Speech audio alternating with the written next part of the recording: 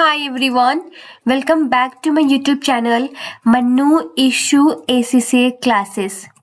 So in this video we will discuss what is margin of safety.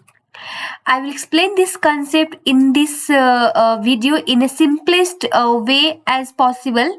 So stay tuned till end and do let me know in the comment box in case you have any query and question.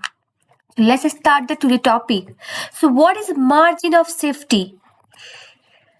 Margin of safety, or we can say MOS, is the difference between your actual sales and your break-even sales.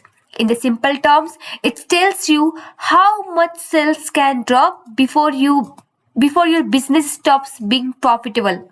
It's a key indicator of the risks in any business operation.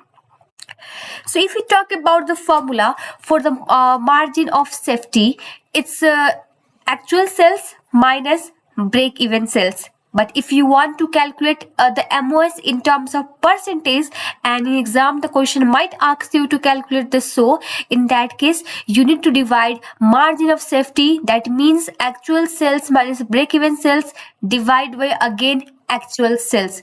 This formula helps to measure the cushion or safety net your business has above the break-even point, right?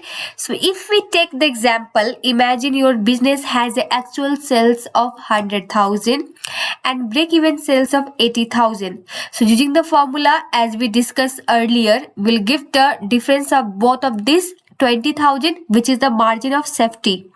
Now, if we want to calculate it in the terms of percentage, we need to divide it again by sales. That means 100,000. It will give us 20%. This means your business can afford a 20% drop in a sales before hitting a break-even point, and beyond that you can start making loss. So that's it about the margin of safety. So if you like this video, please like and subscribe to my channel and share it among your friends, and don't forget to hit the bell icon for more updates. So thank you so much. Have a good day.